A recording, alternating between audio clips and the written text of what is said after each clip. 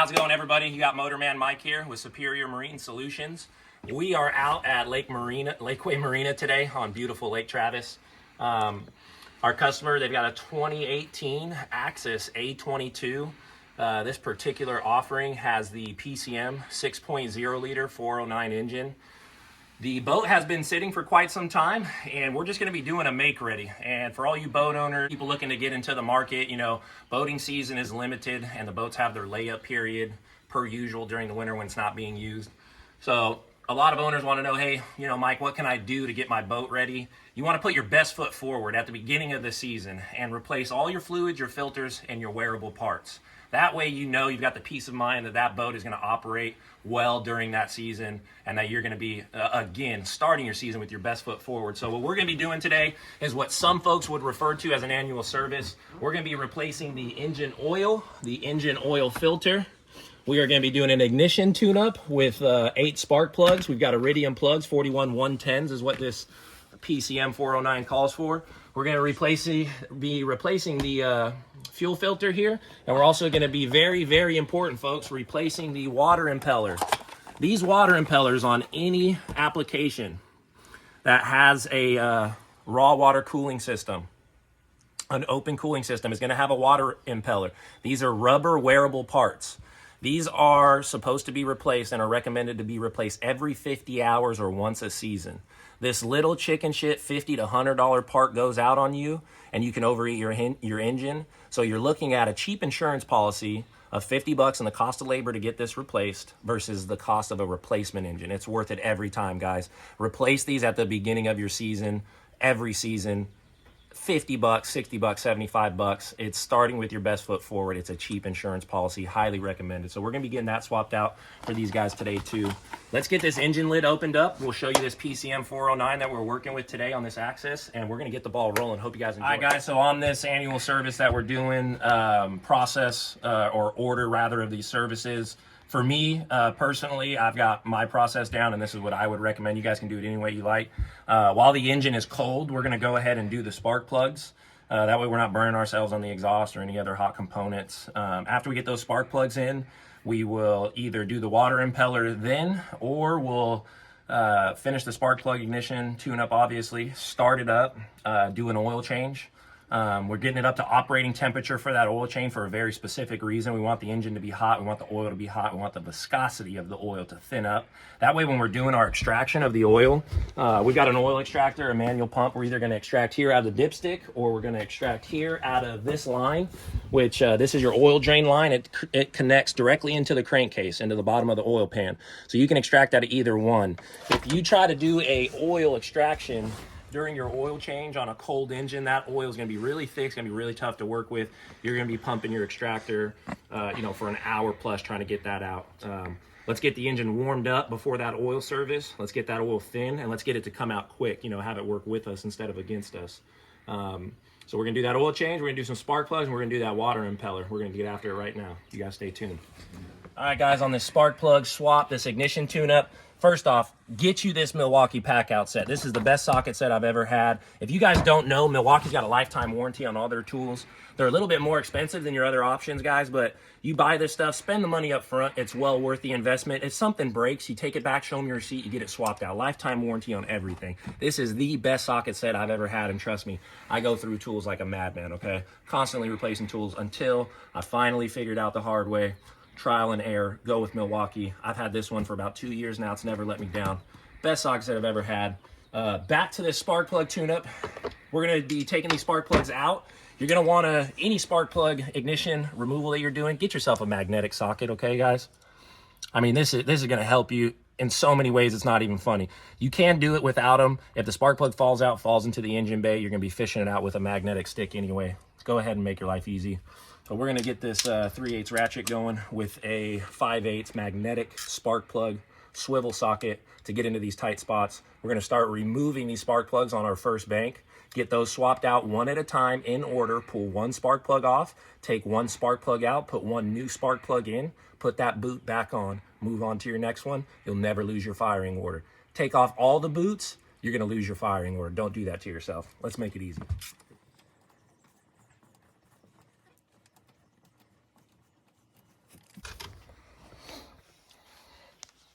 So these spark plugs aren't too bad. There's a little bit of fouling. Still had some life in them, but again, we're going to get these things swapped out. That way this guy's got an unquestionable best foot forward at the beginning of a season. Get him rocking. So we'll get these swapped out. All right, guys, so we just took out our first spark plug, okay? Got it out. Pro tip for you folks, I always like, if it's possible, to put in my spark plugs and get the first several threads going by hand. Why do you want to do that? Because you can feel any resistance by hand. If you just start with your ratchet and get to cranking that thing in there and cross thread the cylinder head or the threads on this plug, you're going to be SOL, guys. So sit and watch this here real quick. I'm going to find a visual on the cylinder head, the combustion chamber opening where the spark plug goes in the cylinder head. I got the sun in my eyes. I'm going to get it going nice and gently until I know I caught several threads, which is there. I can feel it. I've been doing this a long time. You'll develop the feel for it too. Okay, it just bottomed out on me by hand. So now I'm going to put my ratchet on and I'm going to cinch this down. Now that spark plug is in there. It ain't going nowhere. You're good to go. You know you didn't strip anything. You know you didn't possibly cause any damage.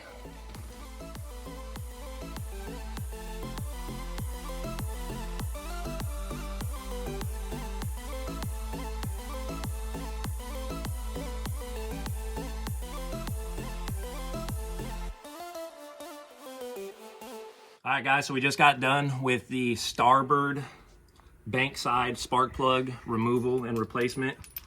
Here's our old spark plugs. Again, these weren't horrible, y'all.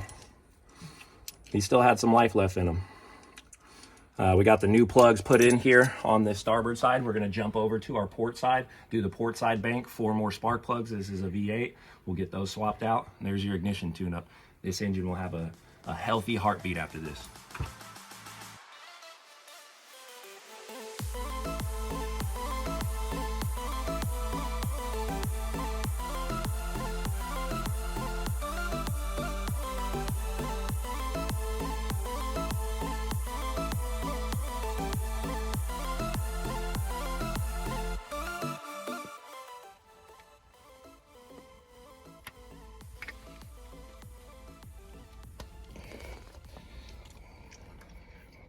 All right, y'all, spark plug ignition tune-up complete. We got fresh spark plugs in all 8 holes. Now we're gonna jump over to this water impeller service.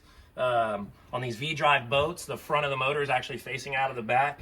So we're gonna have a plastic housing that's covering all the front pulleys and the drive belt and that water impeller housing. And we're gonna take off that plastic housing, obviously, so we can get access to the water impeller housing that has a pulley on it. The pulley has holes rather, in the pulley itself where you can slide a ratchet wrench through to get the mounting perimeter bolts out to take the front of that off.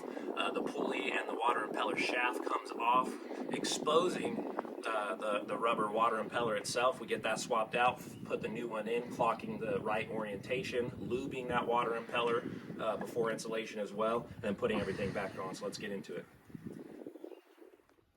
Get that removed. Plastic housing removed. Now we're going to be able to actually access the water impeller housing, the mounting bolts, and this drive belt. We're going to have to hit this tensioner pulley with a ratchet in order to get some slack in this belt and take the belt off. Very important. You're going to want to clock this belt orientation.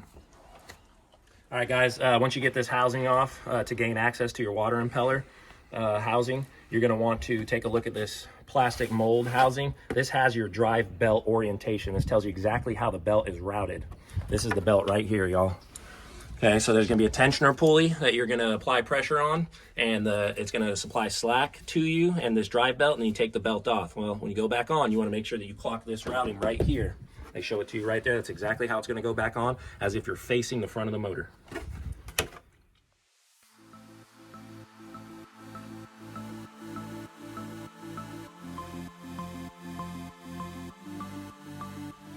All right, guys, as you can see, we got the drive belt removed out of the way. We've got our accessibility that we need.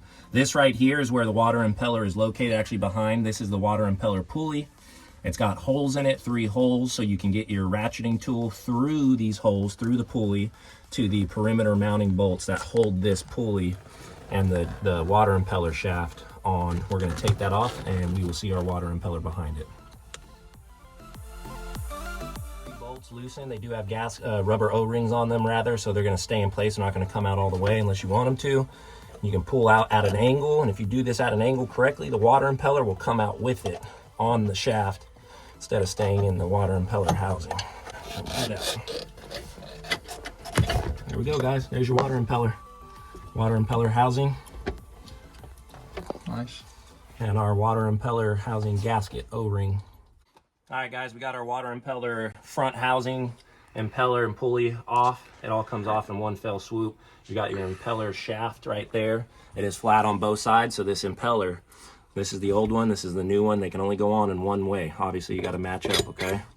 In your replacement water impeller kit, you're going to have the impeller itself, an O-ring, gasket, which goes here. You're going to replace this old guy. These get flattened. Don't reuse it. Throw your new one in. These little O-rings go with these mounting screws here, these mounting bolts rather, right here, and you'll replace those as well.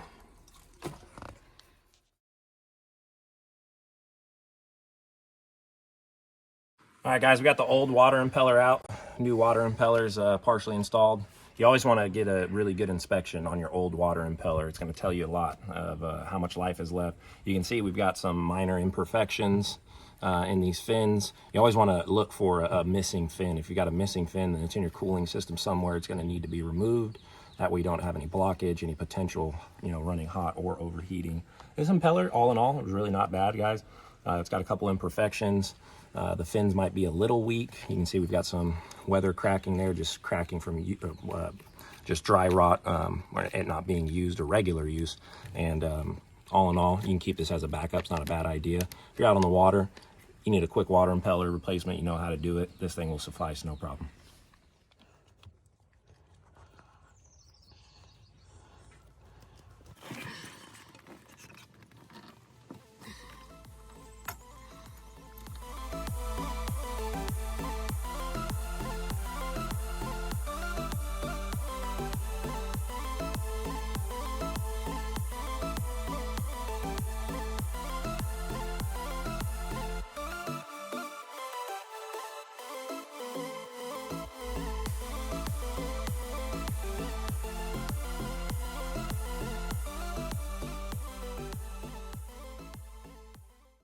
All right, guys, so we've got the ignition tune-up complete with the spark plugs replaced. We just got done with the water impeller replacement. We've got the new water impeller and applicable O-rings reinstalled. Got the drive belt reinstalled. Now we're gonna move on to the oil change. We're in the water. This boat is on a lift. We dropped it down into the water. We're gonna fire this thing up, let it get up to operating temperature. We're gonna check for leaks at that water impeller. We're going to make sure we don't hear or feel any misfires on the spark plugs that we just did. And once this thing gets up to temperature, that oil is going to thin up. It's going to allow the oil extraction job that we're going to have to do. It's going to make the oil extract a lot easier, thinner viscosity. It's going to make our lives a lot easier. So we want to get it up to temperature, allow it to get thin, get that oil out, put some new oil in, swap out that oil filter. These guys are going to be good to go.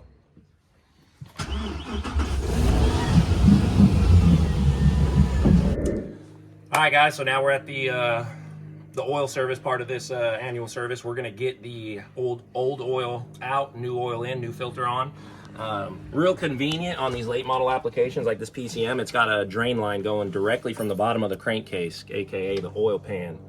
So you can drain or extract directly out from here. If you're on land and you're on a trailer, if you want to, you can remove the plug out of the ass end of the boat, run this through, if it'll fit through with this guy.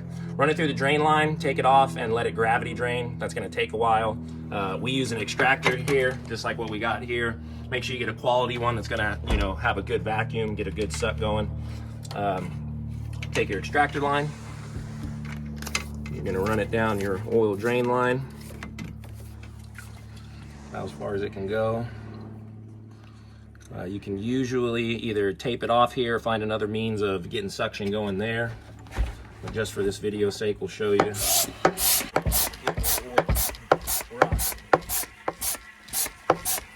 Now you can see it's flowing here, but because we've got a little bit of an air leakage right here, it's aerated. So we're gonna grab some tape this up real quick, and then we'll show you it'll be completely chock full, no air, all oil.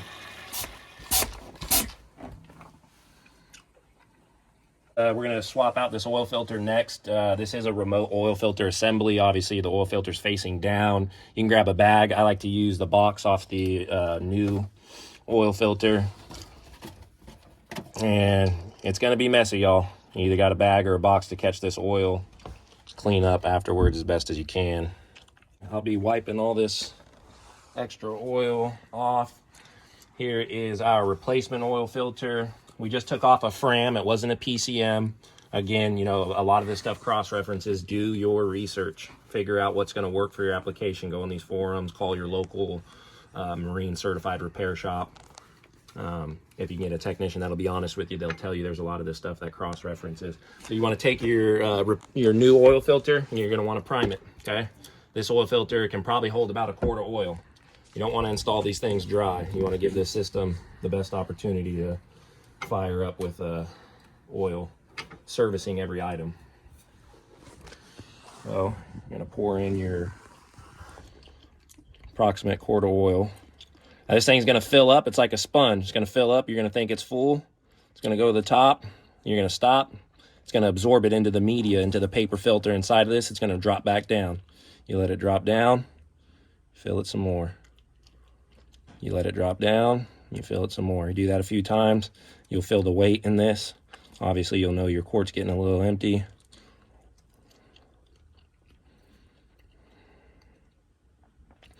Now, you don't have to fill these things up all the way. You can fill them up halfway. You know, something's better than nothing.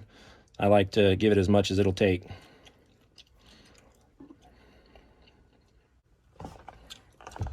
Always, always dab your finger, put some oil on that O-ring. You want the next guy that comes behind you or your next service, you want that oil filter to come off easily. Put it up to the housing.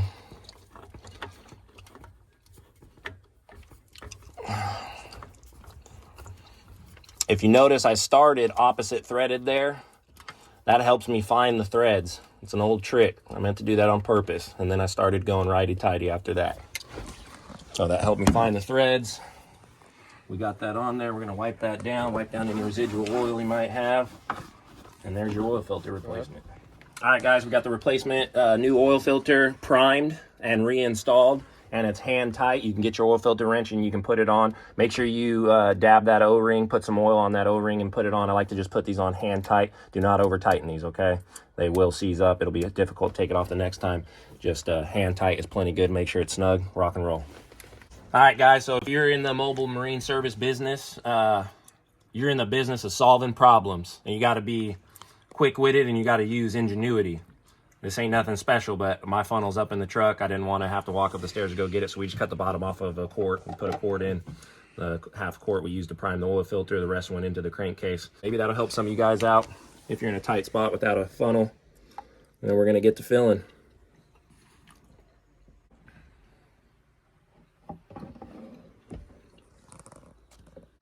All right, guys, we got our replacement oil filter on. We got our old oil out. We've got our new oil introduced to the system, 6 quarts.